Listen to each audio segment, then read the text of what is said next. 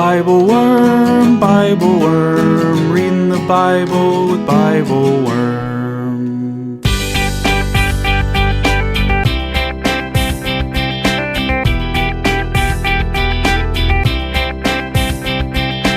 Welcome to Bible Worm, getting to the core of the biblical text. I'm Dr. Amy Robertson, Director of Lifelong Learning and Music at Congregation Or Hadash in Sandy Springs, Georgia. And I'm Dr. Robert Williamson, Professor of Religious Studies at Hendrix College and Theologian in Residence of Canvas Community in Little Rock, Arkansas. We're here every week to discuss the biblical text, both as biblical scholars and as people of faith, one Jewish and one Christian. This week we read Daniel chapter 6.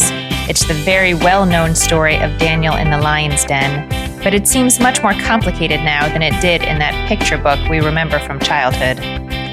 How exactly do we hold the power of a king, that's real power, alongside the power of God, which is also real power? Daniel's special touch seems to lie in his willingness to engage with both, and precisely not to force them into opposition with each other. When push comes to shove, which it does, his feet are firm in his orientation toward God, not his orientation against the king. We see in this chapter so many connections to Solomon's speech at the inauguration of the temple and to the theme of writing, that new technology of its time that we've been turning over for weeks. Oh, and we managed to make not one, not two, but 3 references to TV shows from our childhood. Thanks for being with us.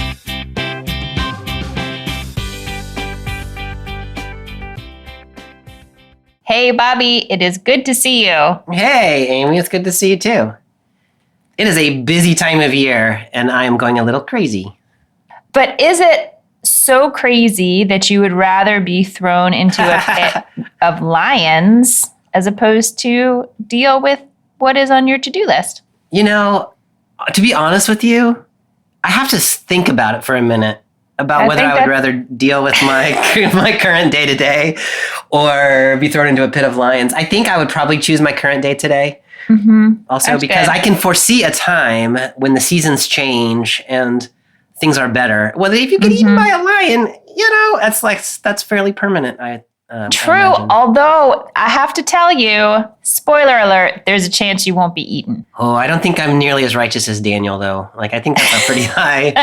Daniel's a high bar. Yes. So, as our listeners may have intuited with their great intuitive because powers, of our very subtle introduction, we are reading a very famous chapter from the book of Daniel.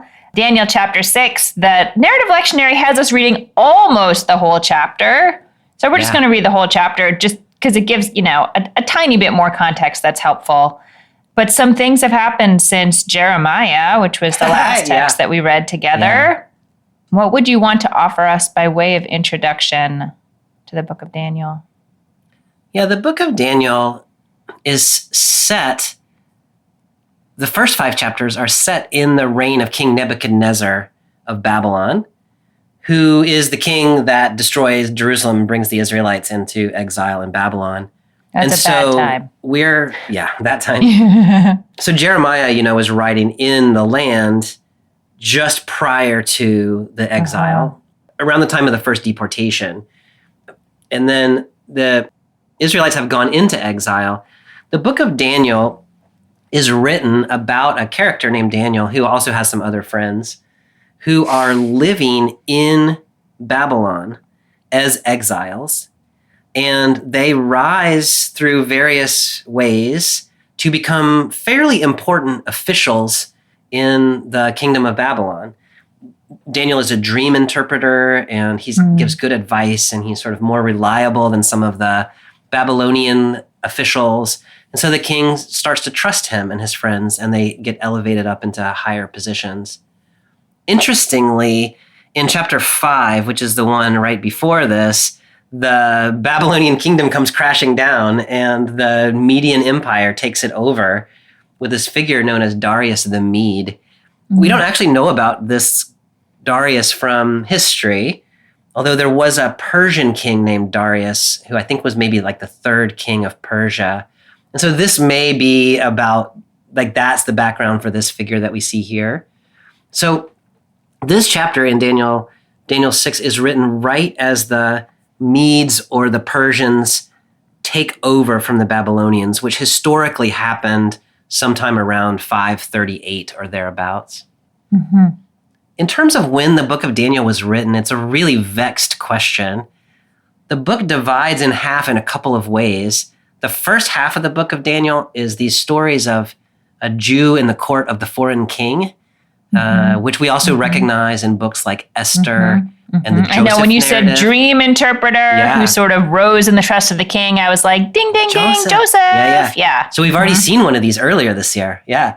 So the Daniel stories, the narratives kind of go in that part. The second half of the book is these apocalyptic visions about the end of the Greek Empire that Daniel has, which are really fun to talk about. We can talk about some other time. So scholars think these two parts of the book may come from different historical periods. The book is also written half in Hebrew and half in Aramaic.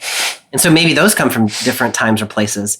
But those two divisions don't actually line up. So you get one court story in Hebrew and then 5 in Aramaic, and then you get one apocalypse in Aramaic and then the others in Hebrew. And so there's just, it's not a really clean, interesting book. Not a clean line there. Mm-mm. If I were going to place the writing of this text that we're reading today, I probably would put it in the Persian period.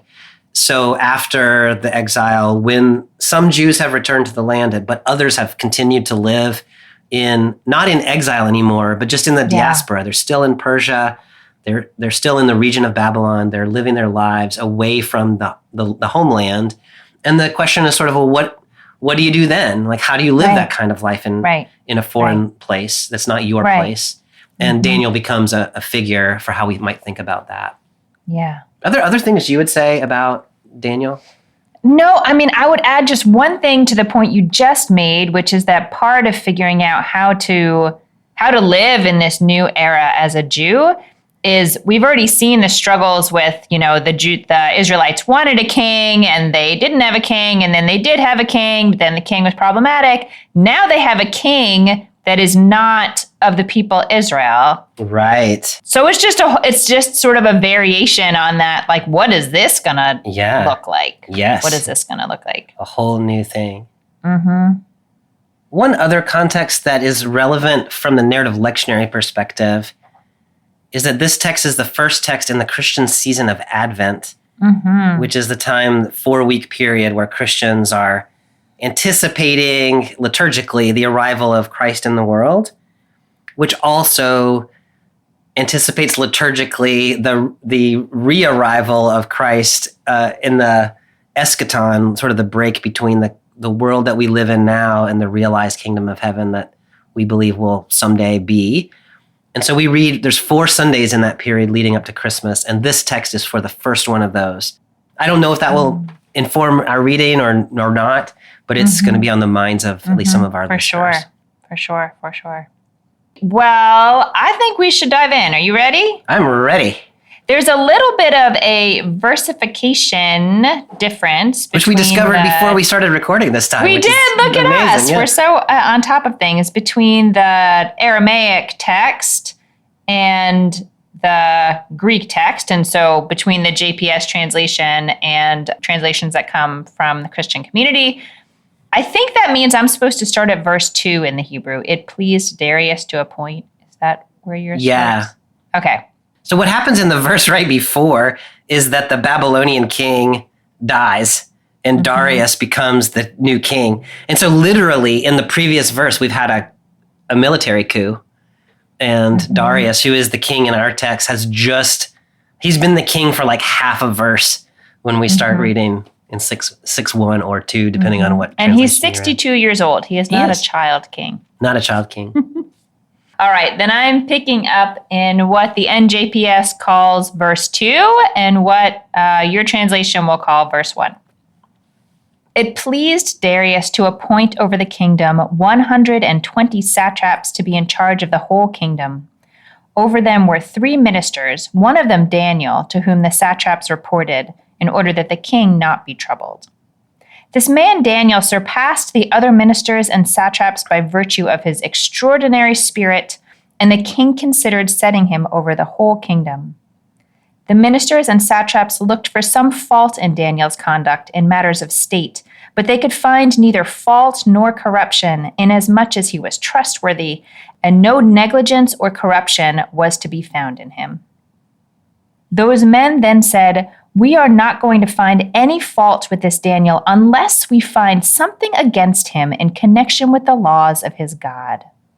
Then these ministers and satraps came thronging into the king and said to him, "O King Darius, live forever." All the ministers of the kingdom, the prefects, satraps, companions, and governors are in agreement that a royal ban should be issued under sanction of an oath, that whoever shall address a petition to any god or man besides you, O king, during the next 30 days shall be thrown into a lion's den. So issue the ban, O king, and put it in writing so that it be unalterable as a law of the Medes and Persians that may not be abrogated. Thereupon King Darius put the ban in writing. I think I'm going to start using the word thereupon more often in my everyday speech. That's not a word you just hear that much. Thereupon. I know, this is a very, the ministers and the satraps, like, I don't know, Yeah. I have like my pinky up drinking my tea. I don't know why. This is British? I don't know what this is. I don't know either. Some Hello. extra I'm very fancy. personality. Oh my gosh, Bobby, I feel like we have met this sort of figure of a king before who's like a king, but really it seems to have not that much interest in the actual governing of the people. And especially like just right at the beginning when it says that the king put all these people in place in order that the king not be troubled. Okay, that's nice. The CEB has it so the king wouldn't have to be bothered with too much, which I think puts a nice point on it. That's He just wants to king around and like do all the king stuff. That's exactly and he doesn't want right. to actually rule an empire. Yeah. That's exactly right. This might be kind of maybe a silly question, but it seems like Daniel has not caused any trouble to any of these other satraps and folks he's working with. It doesn't seem like he's going around bragging. It doesn't seem like he abuses powers he's given. Why are they so dead set on... it seems like they want to have him eaten by a lion. But what's their problem with Daniel? I think their problem with Daniel is just that they are themselves ambitious people who think well of themselves and think that the king should be paying attention to them.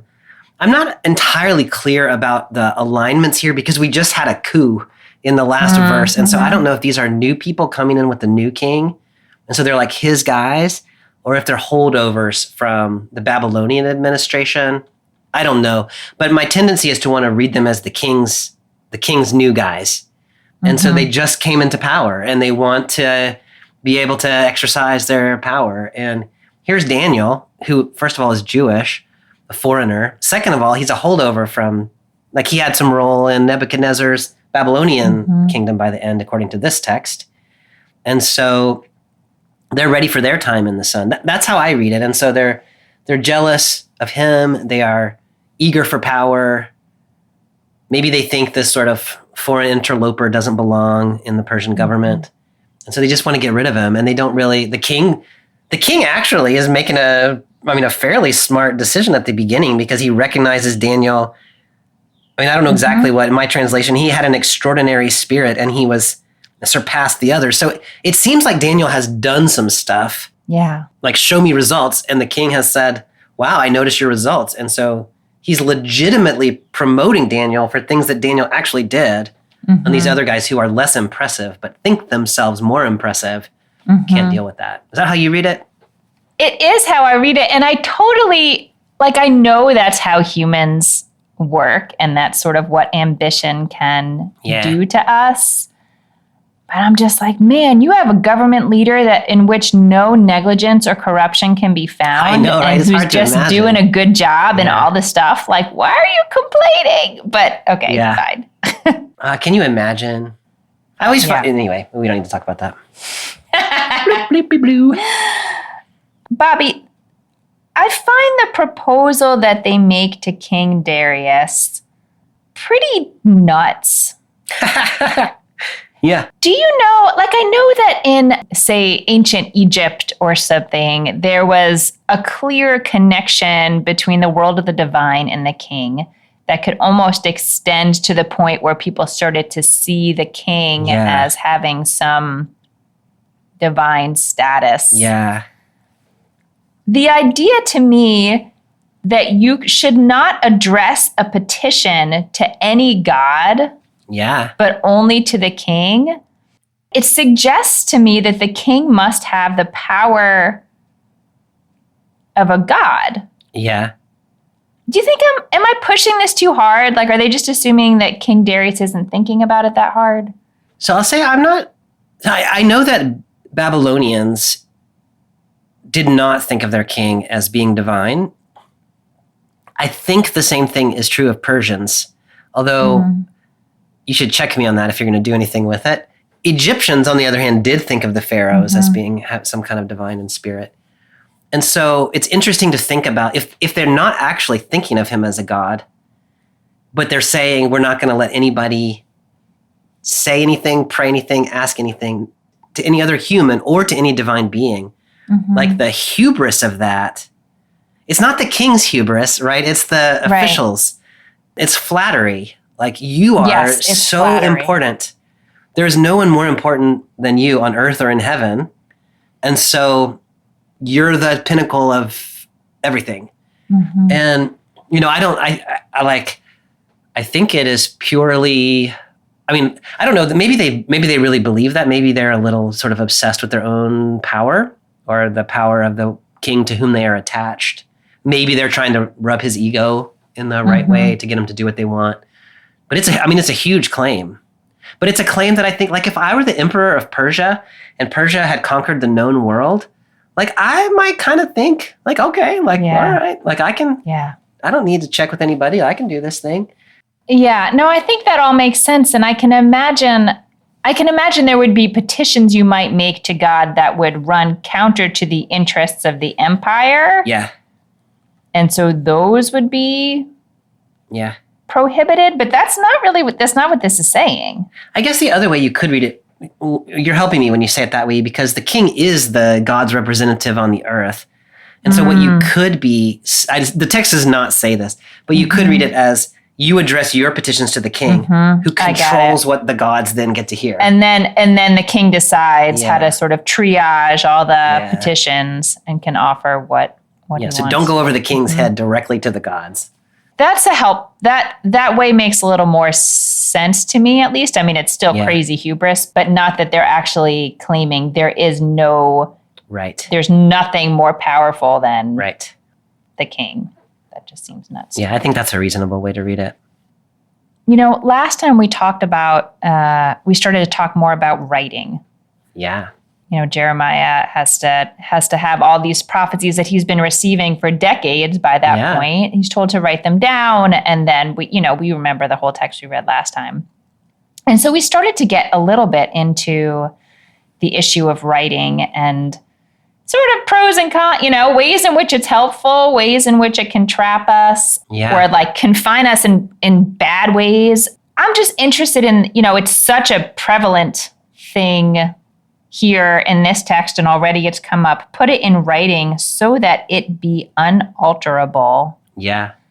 I think I find that a little ironic almost, because they were just telling the king, like, you're the most powerful. Oh, yeah.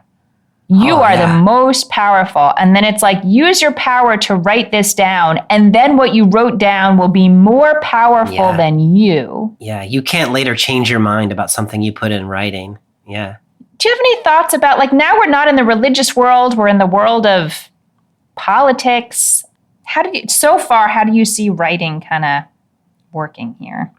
One of the first things that comes to mind is, writing was invented in this part of the world, in Sumeria, in the second millennium. And so writing has been around for a little while by now, but it's still like, we don't see evidence of much writing in Israel until, like the 8th century or something like that is when it starts to become like more of a, more widely practiced. And so it's funny to think about writing as like a revolutionary innovation, like the internet or whatever. Yeah. But it was. And it is one way in which things, when you speak a word, it fades. When you write a word, it is there.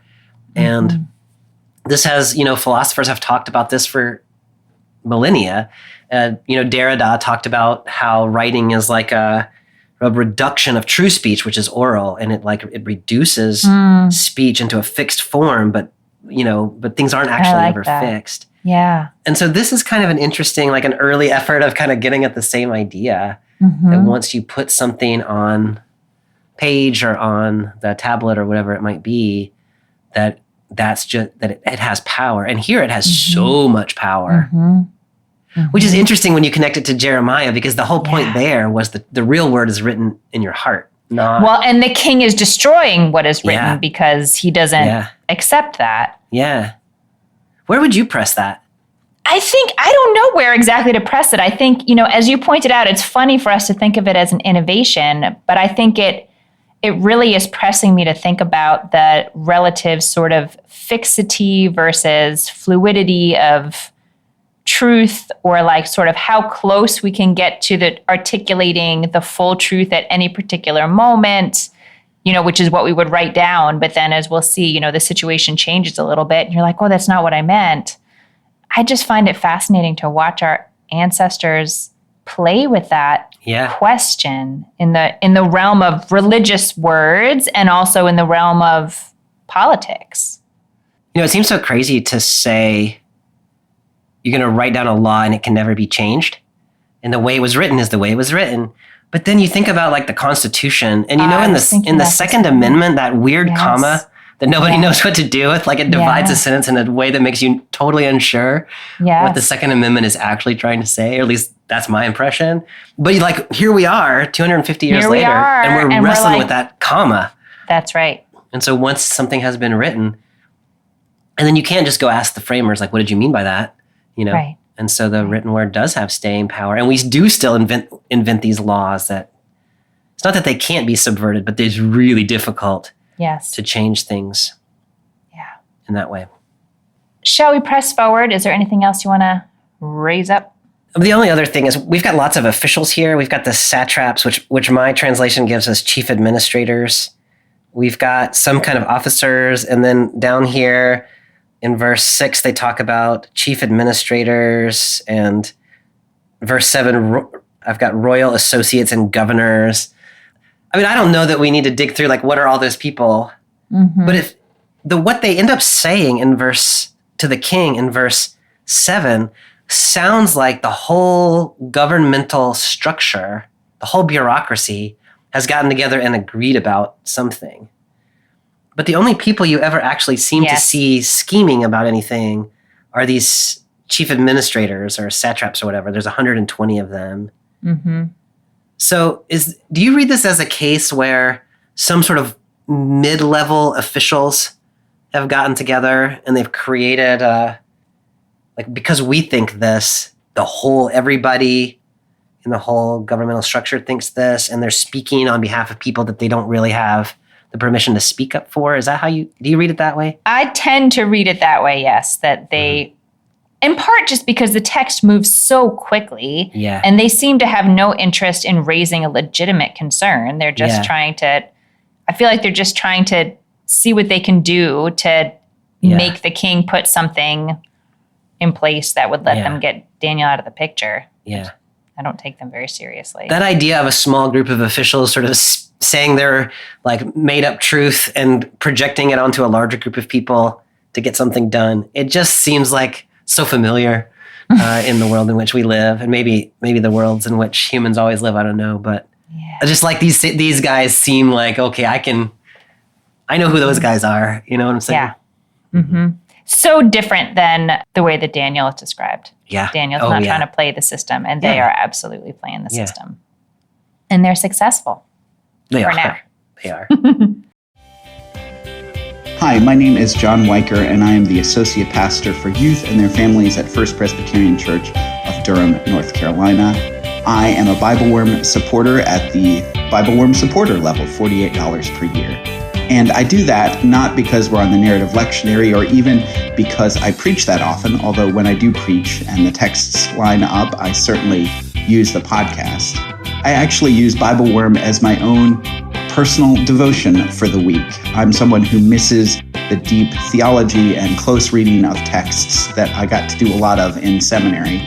And in Bobby and Amy's work, I found that again. And so I listen on Monday mornings on my way over to church and then Monday afternoons on the way back as a way to prepare for the week, to do ministry, and to love Jesus and serve. I hope you'll join me in becoming a Bible Worm supporter too.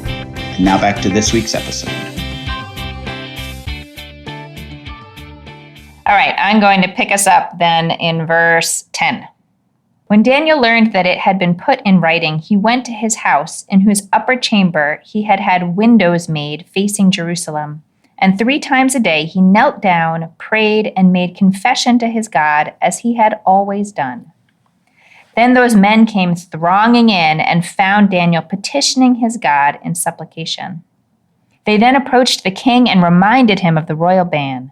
Did you not put in writing a ban that whoever addresses a petition to any god or man besides you, O king, during the next 30 days shall be thrown into a lion's den? The king said in reply, the order stands firm as a law of the Medes and Persians that may not be abrogated. Thereupon they said to the king, Daniel, one of the exiles of Judah, pays no heed to you, O king, or to that ban that you put in writing. 3 times a day he offers his petitions to his God. Upon hearing that, the king was very disturbed, and he set his heart upon saving Daniel, and until the sun set made every effort to rescue him. Then those men came thronging into the king and said to the king, Know, O king, that it is a law of the Medes and Persians that any ban that the king issues under sanction of oath is unalterable. By the king's order, Daniel was then brought and thrown into the lion's den. The king spoke to Daniel and said, Your God, whom you serve so regularly, will deliver you. A rock was brought and placed over the mouth of the den. The king sealed it with his signet and with the signet of his nobles, so that nothing might be altered concerning Daniel. I want to throng in somewhere. I love that language. They came thronging in. I'm not sure I've ever thronged into any place. I mean, I'm sure you have been in the presence of throngers, groups thronging in. You have children. Children. Oh, yeah, that's true. I would guess. That's sort of what I picture. I've probably thronged in a couple times somewhere. This description of Daniel's prayer practice is, there's actually a lot of Jewish law that comes from it. Oh, yeah. Say more about that. That we should pray 3 times a day, that we should pray facing Jerusalem, and that we should try to pray in a place that has windows. Oh, that's so interesting. I especially love the windows teaching, the way it sort of lives on in the tradition, because the idea is that you can't be totally outside the world when you're praying. Like, you have to be aware of the real world around you, and that should incorporate itself into your prayers. In this situation, it seems like it puts Daniel in some danger, though. Yeah. Do you think Daniel was knowingly risking his, was he knowingly risking his life? Was he being rebellious? Was he, what's going on in Daniel's mind when he learns it had been done? Yeah. He went to his house and prayed. So the phrase that keeps catching my attention is at the end of verse 10, just like he always did. Mm-hmm. And so it doesn't seem that Daniel is now doing something differently than he normally does. You know, it seems like his usual practice has been to open the windows in his upper room that face toward Jerusalem and pray toward Jerusalem, which, by the way, reminds me of Solomon's prayer in 1 Kings 8. May you listen to all who pray toward this place. Here's Daniel praying toward this place. And so I read Daniel not as saying, I'm going to go show them what's what, and so making a spectacle of praying so that they will see him, but that he says, I'm not going to let what they have done change my religious practice. I always pray in my room. I always pray at the same times every day. I always pray with the windows open. That's what it means to him to be religiously devoted to God. And so that's what he's going to do, even though he knows what this might do to him. I think that's such an important difference, because I think it really helps me to see Daniel as someone who is like truly oriented towards God, not oriented for better or for worse, like towards or against the political things of the day, whatever way the wind is blowing, but continuing the practice that he's always had. I love that you pointed out the part about Jerusalem too, and the connection to King Solomon's prayer. It was making me think also just to be so aware that they're in diaspora, like they're not in Jerusalem, but Jerusalem still has a real role. Like this is the only place that really comes up here, but that in some way his heart is directed there, even as he is a loyal citizen of the place where he is, and a help to the king, and all of that stuff. That it's That the last bit you said there is so important, that Daniel is loyal to his God, who he is facing toward Jerusalem to pray, and also he has been a really good governmental official in Persia and in Babylon before, and he doesn't perceive any conflict between those two things. In Daniel chapter 1, at the very beginning, Nebuchadnezzar tries to make him eat the royal food, and Daniel says, no, I'm going to keep kosher, and God blesses him. And so that's the other line Daniel has drawn. But there's not a conflict between being religiously devoted and successfully contributing to the well-being of the place where you live until the people of the place where you live make it an issue. And then when they try to shut down your religious practice, Daniel says, no, like if you're going to create a barrier for me to both be loyal to my God and also a good servant of Persia, I'm going to choose my God every time. Yeah. But that didn't have to be that way. That's just the way those officials made it be.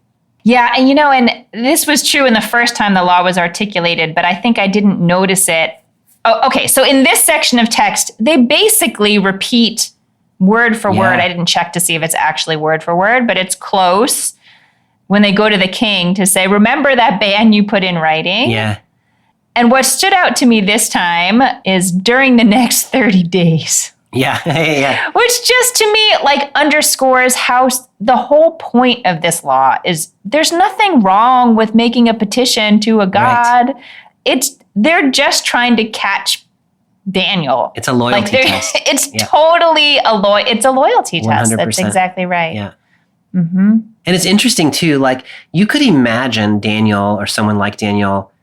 I mean, it seems like maybe he was in the room when they made that proclamation. It's hard to know, but verse 10 says he knew about it when he chose to pray. And so you could imagine someone saying, look, God's not going to mind if I just don't pray for 30 days, And so on day 31, I'm back to it, but I just need to lay low for now. And so it's interesting, Daniel is very, I could see myself making that sort of choice about okay, it's dangerous right now, but if I just, God will be fine. And Daniel's very clear, no, every day, 3 times, that's what I'm doing. And so it says something both about the silliness of their proposal, but also about the seriousness of Daniel's commitment. Later Jewish interpreters of this text are a little disturbed by that because of the importance of saving a life within the Jewish tradition. And praying is not one of the, yes, we should pray for sure. It is not something you should risk your life to do. Oh, that's so interesting. In the Jewish tradition. And so, of course, all of these commentaries are way after the time of Daniel. Yeah. But when they read Daniel, they're distressed that Daniel would risk his life in order to pray. And so they say well, maybe he wasn't really making petitions. He was just offering gratitude and whatnot. My translation says he was offering petitions, but in any case, I think I mostly just want to raise up the question, like we're not going to resolve the issues and convince the ancient rabbis otherwise. But I don't know. I think it's easy for me to read this text and say, what a hero. He'll risk his life to pray. Yeah. But I do think it's worth pausing and saying, he could have gone to a back room and not been in front of the window that day. Like, I don't know. I mean, that is 100% what I just said, Yeah. What a hero for praying. Yeah. The thing that's interesting to me, though, is like, the what will you do in 30 days is also prelude to, so what will you do in 60 days? And then what will you do in 30 years? If you're willing to give it up for 30 days. And so I'm curious, like, I'd like to ask the rabbis, maybe they talk about this, like, what would you do if the situation were such that you just couldn't pray ever? Yeah. Would it then be worth risking your life to pray or not? I can't ask them that, but I'm curious. They're not available. They might have answered that somewhere in some obscure text that I don't know. Answered. I mean, their first response with Daniel is like, he could have not done it in front of the window in the place where he always does it. Like, he didn't even try to. He's not hiding it, which is really the whole point of this story, is that he's not hiding it. So they do read Daniel a little bit, sort of not the way I read him as just doing his normal thing, but with like a little bit of a chip on his shoulder, or like, doing his normal thing, but knowing that now that there's a decree, it's not, you can't pretend there's not a decree. And of course, these interpreters have lived after, there have been many times in Jewish history where you are in danger and you might actually be killed. And so this story is not just a, symbolic story of courage. It's that's an important difference between heavier. The rabbis and me. For me, this is a symbolic story of courage. Yeah, for sure. Bobby, the king, I think this king is so funny. I know he's not trying to be funny. But when he says to Daniel, your God whom you serve so regularly will deliver you. After he has spent the whole day, it seems, making every effort to rescue him. Yeah. But he can't. I don't know, it's putting me back to sort of my initial question that I asked you about, like, does King Darius really think that he has some kind of power either on the level of God, or even, as you suggested, that he can be the one to, he should be the only sort of entryway for supplication to God? Do you think how do you understand, like, what do you think he actually thinks is happening at this point? This is such an important point, Amy, because I think there is a tendency for the king to think he really does have unchecked power. And that's sort of what the officials said to him. And he was like, yeah, I do. Mm-hmm.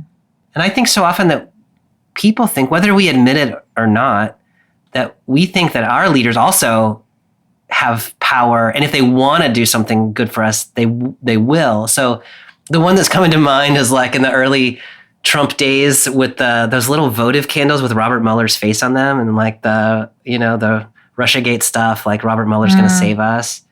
And this sort of like this belief that the officials can act out of their own goodwill. Like if the king is positively predisposed to us, or if the government, if our person is in the government, then they can save us. Here it's not just that the king can't save Daniel. It's that the king is like coming to terms with the fact that he can't save Daniel. Like he realizes it, like, oh, they really got me. And even though I am the king of the most important empire in the world, I got tricked into doing a thing I can't undo. And so he would save Daniel if he could, and he can't. And so I think it's just an interesting sort of moment in which the governing authority reflects on its own inability to take care of the things it wants to. Yeah. And that we should be aware also that, governments are not always able to save us, even if we wish they would, or even if they wish they could. Or if they thought they would be able to, or it is a really interesting reflection on where power really lies. Yeah, absolutely. And here's these kind of yokels, they're mid-range officials who were not as good as Daniel. And so like they weren't very good at their job, but they were really good at scheming to trick the king into getting their way without And having they've any worked the actual system. governing ability. That's right. Mhm. That's right. I said that a little animatedly, so I apologize for it. What animates you, Bobby? Nothing. Okay. This image of the rock that is brought. Yeah. I have a thought and a story about it, and I wonder if I imagine you also have thoughts and connections to a rock. Probably Do not you as good have as thoughts yours, I and would guess. connections to a rock? I had a pet rock when I was a kid. I don't know, is this a thing? Like it was a pet rock and it was covered in like fake fur, like fake rabbit's fur, and it had two little googly eyes on it. And I named him Webster, and I would carry him. I was a weird kid. I was in like the 4th grade or something. I would carry him around and I would pet him. And Webster was my friend. I was not expecting a story like that. That's very touching. I do not think that is what this sort of rock it probably was like, but it's kind of, if you picture it as a fuzzy rock with googly eyes, it might make the story more interesting. You know, it might. Mm-hmm. I think his middle name was McGillicuddy. I think his name was Webster McGillicuddy. Where does McGillicuddy come from? No idea. It's like a pop culture name. Is that a thing? Oh, is it really? I just thought it came out of my little 4th grade mind. Well, it's in my mind too, so it must have come from somewhere. I feel like it's from MASH or something. So Google tells me that McGillicuddy is an Irish surname that means son of the servant Saint Macuda, also a wrestler named Beulah McGillicuddy, and a character from the Teenage Mutant Ninja Turtles, but not until 19... No. It was on I Love Lucy. Oh.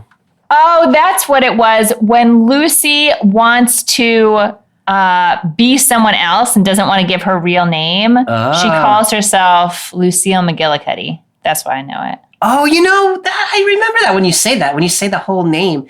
And what I have never put this together before because, like I Love Lucy was in syndication like in the afternoons when I came home from school. And I bet that just seeped its way into my little children's subconsciousness. And you named emerged as a name for a pet rock. Webster McGillicuddy. Webster McGillicuddy. Webster, also a TV character, that cute little dude. True story. Mm-hmm. Of a show of the same name. Amy, remember that time we spent like 5 minutes talking about my pet rock? No, that never happened. Okay, I want to tell you what the rabbis do with this rock. I mean, in the story, it's just, it makes sense that you would have to put a rock over the door or else obviously Daniel's going to run out. Like, yeah. You have to make sure he can't get out. You have to make sure he can't get out. Yeah. The rabbis imagine, this was so moving to me, that the rock, I guess maybe it was a magical rock. I don't know.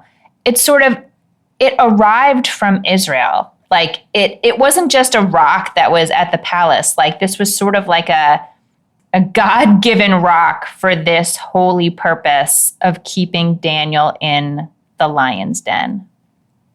And I think until I had read that story, it didn't occur to me, maybe that's dumb, that you could read this as there is a holy purpose to Daniel being in the lion's den. I guess presumably being that God could sort of, show God's self, like show the powers of this God of Israel in a foreign kingdom. And that this could all sort of be, working towards that storyline or that narrative. It really had not occurred to me before I read that rabbinic story. Amy, that also connects back to Solomon's speech at the temple in 1 Kings 8, where Solomon says, when we pray to you, may that be a witness to the nations so that the foreign people will also pray toward this place. I have never made this connection before that I am making today. But it seems really like this is sort of a working out of that 1 Kings text in some kind of a way. Yeah. Daniel's prayer, but especially God's response to Daniel's prayer is going to shape some things. Yes, and that it has been made very public now. It has a big, people are going to know about this. Yeah. And it's just fascinating to me that all of this is happening outside of Jerusalem. There is no temple. But of course, the people at that time would have been interested in having a connection to the stories of the temple. Yeah. Oh, I love that, Bobby. No, my image here is, first of all, it's just funny to me that they seem to just have a pit full of lions that they use for this purpose from time to time. Sure. Mm-hmm. Like, it would be terrible to be a lion whose life involved, like, just living in that pit waiting for somebody to get thrown in there. And it reminds me, I probably said this the last time we talked about this, but it reminds me of that scene in The Return of the Jedi where Jabba the Hutt just has a pit where he throws people, and then there's this big monster that comes out, and so Luke gets thrown down in there and has to fight with them. It's not the same story, but they'll just like that there's a pit where you throw people they don't like, and so they can get eaten by a beast. That's my image of this text. Although Jabba is very happy to throw Luke down in there, whereas King Darius, very sad. No. Okay, I would like to know what happens to Daniel in the pit. Are you ready to Luke fights his way out of the pit. I don't know what Daniel is going to do. Daniel's going to be singing Kumbaya with the lions in the morning. Kumbaya. All right. Verse 18. The king then went to his palace and spent the night fasting. No diversions were brought to him, and his sleep fled from him. Then at the first light of dawn, the king arose and rushed to the lion's den. As he approached the den, he cried to Daniel in a mournful voice. The king said to Daniel, Daniel, servant of the living God, was the God whom you served so regularly able to deliver you from the lions? Daniel then talked with the king. O king, live forever. My God sent his angel, who shut the mouths of the lions so that they did not injure me, inasmuch as I was found innocent by God, nor have I, O king, done you any injury. The king was very glad and ordered Daniel to be brought up out of the den. Daniel was brought up out of the den, and no injury was found on him, for he had trusted in his God. Then, by order of the king, those men who had slandered Daniel were brought, and together with their children and wives were thrown into the lion's den. They had hardly reached the bottom of the den when the lions overpowered them and crushed all their bones. Then King Darius wrote to all peoples and nations of every language that inhabit the earth, May your well-being abound. I have hereby given an order that throughout my royal domain men must tremble in fear before the God of Daniel, for he is the living God who endures forever. His kingdom is indestructible, and his dominion is to the end of time. He delivers and saves and performs signs and wonders in heaven and on earth, for he delivered Daniel from the power of the lions. Thus Daniel prospered during the reign of Darius and during the reign of Cyrus the Persian. Amy, my translation calls it the lion's pit. I like the image of the lion's den because it makes me think about like lions just like kicking back in their lazy boy recliners, like drinking a beer and watching a game or something. That's what Daniel did with them all night. Yeah. They just the lion's den. Kicked back. I can't believe of all the things that this chapter told us, it didn't relay anything that happened overnight. Oh, really. I know. That's the most interesting part. Yeah. It just skips over it. It does. It yada yada the most important part. And yada yada the most important part of the story. Yes. But the nice part about the yada yada is it focuses us on the anxiety of the king, which to me is so interesting. Yeah. So we don't know what's happening to Daniel, but what we do know is that the king is like really, really like worked up about it, and he's on Daniel's side. The narratively, that gives us like a really interesting kind of perspective. Yeah, it really does. You're right. And it, again, sort of underscores like he is anxious because he does not have power. Yeah. Because he gave away his own power by writing down this dumb law. Yeah. He would have had power. Yeah. Yeah. It's fascinating. Mm-hmm. Bobby, I wonder in the description of, this glorious moment that Daniel is brought up out of the den and no injury is found on him. My translation says, for he had trusted in his God. Do you have the same, he had trusted? That's sort of like past perfect. Is that what that Not was? a scratch was found on him because he trusted in his God. I think I'm wondering about when, what are they talking about? Like he trusted God when he was in the den with the lions, or he trusted God prior to that, or? That's such an interesting question because when you read it, he had trusted. You really just sort of read it, at least I do, as like when he got thrown into the pit, he was like, okay, I trust you, God. And then when he gets pulled out of the pit, like, not that he doesn't trust God anymore, but that the trusting that we're interested in is over. But I like reading it as like, you can't trust God. You can't start trusting God in the moment of crisis, I think. Well, I was going to say, like, what other options did he have? Like, and he had trusted God in the, when he prayed in front of the window, he was trusting God that it would be fine. Yeah. And so we see evidence of that all the way through Daniel's life. It's much more the long-term orientation towards God instead of orientation towards all the other things. Yeah. It is also clear that that is what got him through the den, and that God sort of rewarded that or responded to that. And it's, it wasn't just that the lions had already eaten, a big dinner, and so they weren't that hungry, Right. There are a couple things then at the end of this story that, I don't know, make me a little uncomfortable. Yeah. So first there's the, ceremonial throwing, not only of the people who had made this trumped up charge against Daniel, but their whole families being thrown into the lion's den. I think my question is,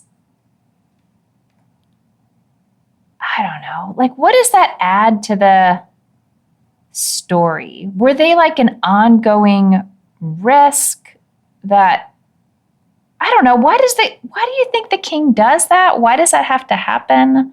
No, I really, like when you were reading that and you're like, they threw them into the pit, and I was like, oh no. And then it was like went on. And like crunched their wives and bones. children. They're like, okay. Yeah. Yeah.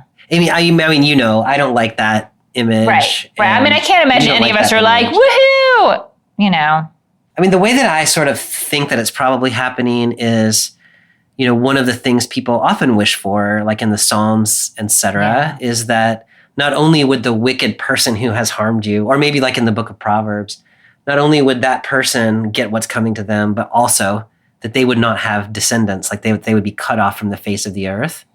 Mm-hmm. And so there is this kind of wishfulness about that all the way through Scripture, and maybe this is also just part of what it means to be human. Is you would like for people who have tried to harm you, to get what's coming to them and not to be able to do it again.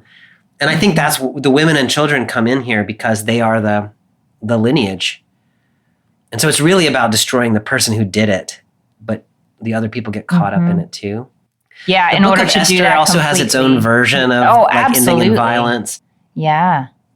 I mean, one thing to say is it's not Daniel. Daniel doesn't. Daniel's not excited. Daniel's not asking for this. It's just Persia being brutal. I do think we as readers are meant to be like, yeah, they got what was coming to them. Yeah, I think. Which then sort of makes you feel a little icky. But maybe that's just tapping into something that's part of our human DNA. What do you do with that detail? I have so much trouble relating to that, and honestly, I think I need to own that. Like, I've had a lot of ease in my life. Yeah. And so, images that feel like sort of revenge to me are hard for me to understand. Yeah. Because I think there is a way in which traumatic experiences just change you in some way. Yeah. And as you're saying, like, you see it in the Psalms, like Psalm 137, that is so beloved by the rivers of Babylon. Most people don't sing the line at the end where it hopes to like crush the skulls of the babies of the captors who took them into captivity. Like, it's intense. And I guess I would say I believe that it's real, and I feel lucky that I haven't had an experience that has made me feel it, but it is pretty uncomfortable. There's a way of reading it that's about revenge, and maybe that's there. There's also a way of reading it that's, we don't want those people to be able to do that to us again. Yeah, I hear that. And so they need to lose the ability to harm us. And then it becomes more of a self-defense kind of argument. Yeah, no, I hear that. And I hear the way that it's helpful to me to think about the future generations as assuming they would, probably rightly assuming they would take up the mantle of, avenging their parents or whatever, and that it would sort of continue this cycle. And so it's a way to try to break the cycle. The other thing that feels just always a little bit strange and maybe uncomfortable to me is in verse 26, the order that the king gives throughout the royal domain that men must tremble in fear before the God of Daniel. Yeah. I appreciate the king's newfound confidence and knowledge Yeah. that God is the living God who endures forever. But I feel like having a decree that people must tremble and fear before the God, like people who don't have that knowledge, it just seems meaningless to me. Yeah. Like, oh, yeah. I don't know. Can you speak to that at all? I mean, either in terms of how kingdoms and religions sort of get intertwined in that particular way, or what it means to try to command someone to fear a God that they may not have had an experience with, even if you're really sure you personally are really sure about that God. I really appreciate the way you asked that, Amy, because it's, I mean, just in that like little 30 seconds, it reframed the way that I'm thinking about this, which previously had been that this text is sort of celebrating that now everybody can worship God. And maybe it is. But what you're helping me think about is this is just a king who likes to decree things, making another decree. Yes, and he's already right. decreed things in this text that, didn't, the decree that was made originally didn't dissuade Daniel from still worshiping his own God. Yeah. And so a little bit, I think maybe the king hasn't actually learned his lesson. I mean, he's learned a lesson, which is that the God of Daniel is a living God who has power to save. And so like, that's a good lesson. And people, I think people hearing that, good. But the decree that they must seems like a kingly thing to do and maybe not the godly thing to do. Like, I don't know if Daniel would have made that decree, but the king sure does. And so maybe this is an instance again of where kings kind of get things right. And he did learn something in this text, but also he's still doing the thing that kings do, which is trying to force people. Obviously, this text doesn't, like what the king says here, doesn't fit very well in a religiously diverse democracy like we live in. Sure. And so, I mean, in one way, like to say, like, respect the God of Daniel, like that does fit well in a religiously plural democracy, right? Respect that is a real way to worship. Yes. It's just you must worship and revere. Like now we're in problematic territory. That's a really helpful framing to me, Bobby. The king is doing his king thing. And so now he's, changed his focus and, maybe we have more agreement with this, what he's requiring now. I don't know. But I think you're exactly right. I don't think Daniel would do this. If Daniel is oriented toward the kingdom of God, however we want to understand that, this is trying to take things from that kingdom and force them into like the political realm of the kingdom of humans. Because that's, I guess it's like what is it they say? If you've got a nail, everything looks like a hammer. No, if you have a hammer, everything looks like a nail. I'm trying to think through if you had a nail, everything looks like a hammer. Because that'd be weird. That would be a little weird. That's kind of fun to think about. Yeah. But yeah, I think it's real. This story, for all the ways in which it is sort of this is such a popular children's story. Yeah. It's a story about faith. It's a story about courage. It's a story about miracles. There's some very sophisticated commentary, I think, or reflection on what does it mean? How do we hold the power of the king, which is real, and also the power of God, which is real, and also really on a totally other plane of existence? Like, how do those orbits work together? Okay, so here we are at the end of Daniel 6, such a famous story. Yeah. First week of Advent. Yeah. What's come into your mind as some important messages? This is such an interesting reading for this moment, both liturgically as the first reading in Advent, and also just for this moment in history where we are, I think. I'm glad we got this text today. We've had a couple of texts in the last few weeks where we've had bad kings, right? We had Ahab, and then we had Jehoiakim in that Jeremiah text. And the message there was sometimes kings are bad and they do things contrary to God, and you just gotta like hold on and be faithful or something like that. Here we have I don't know if he's a good king, but he's positively predisposed to Daniel. Mm-hmm. He likes Daniel. He recognizes that Daniel has done good work. He wants to promote Daniel in the governmental sphere. In verse 20, he acknowledges before he knows that Daniel has been saved from the lion's den, he says, Daniel, servant of the living God. Mm-hmm. And so he has some idea that the God Daniel worships is really a God worthy of worship.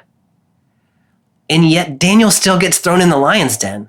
Yeah. And like bad stuff happens to him because there are these other actors in the world that are using their scheming power and the access that they have to undermine him and to trick the king. And so, I mean, one message from this text is, even if you are in a governmental structure that is designed to take care of you, or at least wants to take care of you, there is no guarantee that it actually can or will do that. And this idea that, I mean, at the end of the day, it's that you can't put your trust in the king, Mm-hmm. whether the king is a bad king who has it in for you, or whether the king is a fine king who wants to take care of you. It's not trustworthy. Mm-hmm. And so you have to trust God at the end of the day. Like, trusting God is the only thing in this text that matters. But one of the subtleties in this text that I think is important is that at the beginning of this text, there is no conflict between following his God Yes. and serving the government where he is. There's not a natural conflict. It's there. a manufactured conflict. It's a manufactured conflict. And when it comes to Daniel, it's when he starts being asked by government officials to betray his own core beliefs. Then the decision he is forced to make is, no, I'm going to follow my core beliefs. And so sometimes I can get into this mode, how I am, of like empire, that's all I can see sometimes. It's a nail and I want to hit it with my hammer, right? Empire, bad. But this text is not that. This text is like empire, I mean, like it can be a good thing to support the government of the place where you live, but there's only certain kinds of costs you can pay for that. Yeah. So that's kind of what I'm thinking in this political moment in which I feel like a lot of us have gotten into the mindset of trusting like political saviors on both sides of the aisle and like who's going to save us next. And I could never participate in that government because like what I would choose. Like this text complicates some of those things because it is both saying the government's not going to save you, and it is also saying you can still work for the common good through the regime, Yes. even if it's not yours, as long as you don't have to trade certain core values for yourself. I also think it's useful to think that way in Advent, which is about, the waiting for the world to change and the kingdom of heaven to come, and to just acknowledge in the way that Daniel is living in Persia and not in Israel. So Christians believe we are living in a world that is not yet the realized kingdom of heaven. And so we're in exile, metaphorically speaking, in that way too. And so Daniel becomes a model for us about how to live in this world. Oh, interesting. I never thought about that exile angle from the Christian perspective. Yeah. Interesting. Walter Brueggemann said something like that in one of his books, and your teacher John Levinson let him have it and said that's nothing like the exile, which is fair. Like I think that is true, but also metaphorically speaking, we do. Yeah, metaphorically speaking. Yeah. Yes. Yeah. What are you seeing in this text, Amy, for this time and place?